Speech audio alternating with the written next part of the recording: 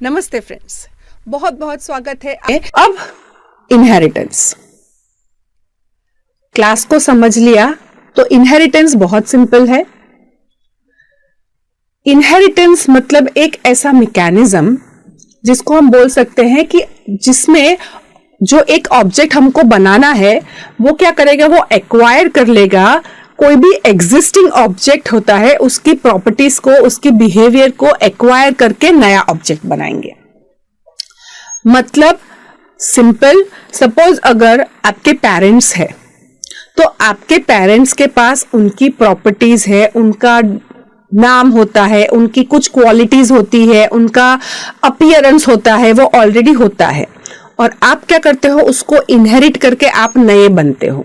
मतलब आपको कुछ लुक्स, कुछ आपकी अपीयरेंस, कुछ प्रॉपर्टीज आपको अपने पेरेंट्स से मिलेगी, कुछ खुद की भी हो सकती है। कुछ अगर हम बोले तो कुछ आपका जो नेचर है या कुछ अंदर की कैरेक्टरिस्टिक्स वो आपके पेरेंट्स के हो सकते हैं।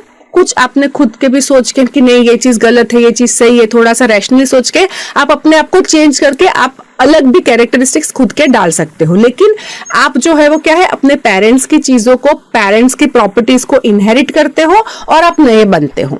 तो हम यही सेम चीज, जब बेसिकली समझो कि ऑब्जेक्ट ओरिएंटेड जो है वो रियलिटी को हम प्रोग्रामिंग में कन्वर्ट कर रहे हैं। तो जैसे रियलिटी में ऑब्जेक्ट से इनहेरिट हो सकता है, तो वैसे हम प्रोग्रामिंग में भी क्या कर सकते हैं, ऑब्जेक्ट से इनहेरिट कर सकते हैं। मतलब क्या कि मतलब अगर किसी ने स्टूडेंट नाम का क्लास बना दिया है या आपने ही बनाया है कि स्टूडेंट नाम का क्लास, पूरा उसका ऑब्जेक्ट लिख लिया है, पूरा ना कि क्लास स्टूडेंट है, उसके अंदर इतनी इतनी स्टूडेंट है तो नेम होगा, डेट ऑफ बर्थ होगा, ईमेल एड्रेस होगा, फोन नंबर होगा, पोस्टल एड्रेस होगा, फिर स्टैंडर्ड होगा, कौन से स्टैंडर्ड में है, फिर कौन से डिवीजन में है, कितना मार्क्स आया है। या फिर अगर आपने एम्प्लॉय बनाया है तो एम्प्लॉय का आपने रख दिया कौन से डिपार्टमेंट में है, या employee ID, employee name, employee date of birth, employee date of joining, employee का पान कार्ड, बहुत सारी इंफॉर्मेशन, डिपार्टमेंट, डेजिग्नेशन, ये सारा आपने रख दिया है।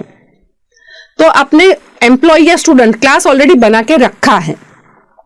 अब अगर सपोज आपको एक पार्ट टाइम एम्प्लॉय के लिए अलग चाहिए और फुल टाइम एम्प्लॉय का थोड़ा सा आपको अलग चाहिए, तो हमको दो अलग अलग क्लास बनाना है। एक है फुल टाइम एम्प्लॉय जिसका सैलरी का कैलकुलेशन अलग तरीके से होता है, और एक चाहिए पार्ट टाइम एम्प्लॉय जिसका सैलरी का कैलकुलेशन अलग तरीके से होता है।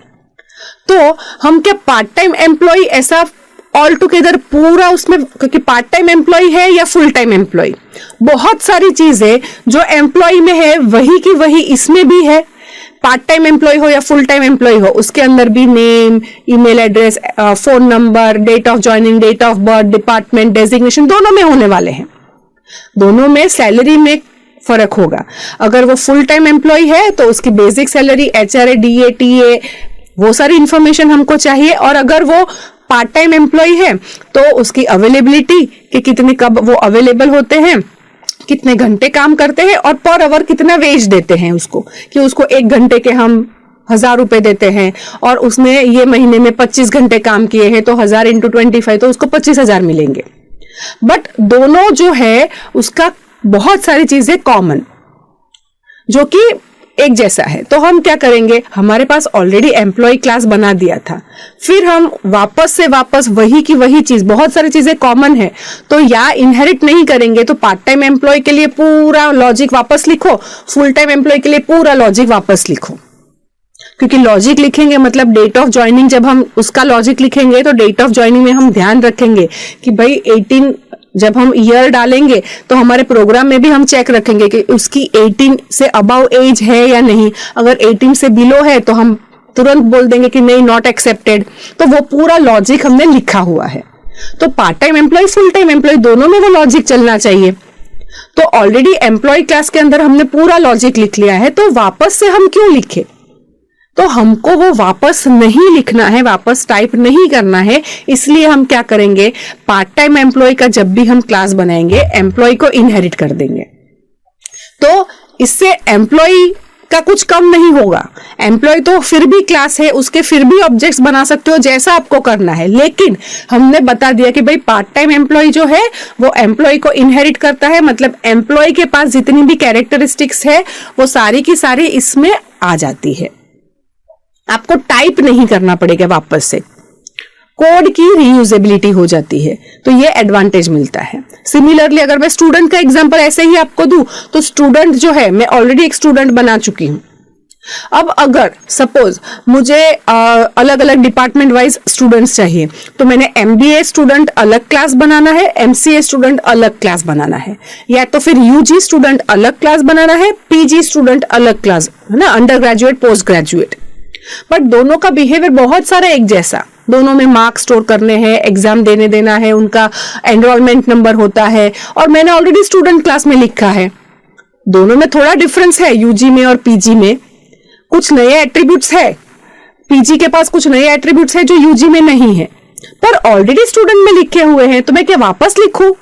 लिखना हो तो लिख सकते हैं, बट अगर आप ऑब्जेक्ट ओरिएंटेड प्रोग्रामिंग फॉलो करते हो तो इसमें इनहेरिटेंस ऑलरेडी एक कॉन्सेप्ट है जो यूज करके हमारा टाइम, हमारी एफिशिएंसी बढ़ सकती है, टाइम कम हो सकता है, प्रोग्राम और एफिशिएंट वे में हो सकता है, मैनेजेबल हो सकता है।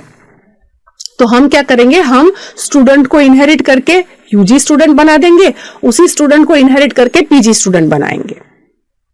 मतलब आपने सपोज समझो कि आपके पेरेंट्स के पास जो उनका नेचर है या उनके लुक्स है, आपने वो इनहेरिट किए, तो क्या उनके लुक्स और उनके नेचर आपने ले लिए? नहीं, वो आपको मिलते हैं, पर उनके जो भी अपीयरेंस है, उनका जो भी बिहेवियर है, वो तो रहता ही है।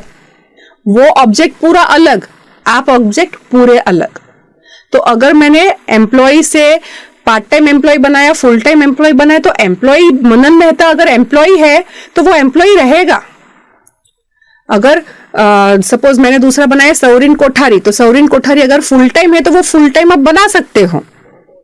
दूसरा बनाया मैंने श्रेया गोस्वामी, तो श्रेया गोस्वामी अगर पार्ट टाइम है तो वो पार्ट टाइम रहेगी। तो ये तीन ऑब्जेक्ट्स अलग अलग एग्जिस्ट कर सकते हैं। तो इनहेरिट करने से हमारा जो कोडिंग का एफिशिएंसी है वो इंक्रीज हो जाती है, क्योंकि कोड की रीयूजेबिलिटी हमको मिल जाती है। इनहेरिट हम कब करेंगे? जब हमारा इज अ टाइप का रिलेशनशिप होता है, पेरेंट चाइल्ड जैसा। मतलब क्या कि अगर मेरे पास एम्प्लॉय है और मुझे एक बॉटल नाम का क्लास बनाना है, तो मैं एम्प्लॉय से बॉटल नहीं बनाऊंगी, राइट? क्योंकि इज अ नहीं है दोनों में, इज अ। एम्प्लॉय से अगर पार्ट टाइम बनाना है तो मैं बनाऊंगी, क्योंकि part time employee is a employee. UG student अगर मुझे बनाना है, मेरे पास स्टूडेंट ऑलरेडी है, तो मैं पीजी स्टूडेंट या यूजी स्टूडेंट मैं बोल सकती हूं, मैं स्टूडेंट से इनहेरिट करूंगी, क्योंकि मैं बोल सकती हूं कि PG student is a student.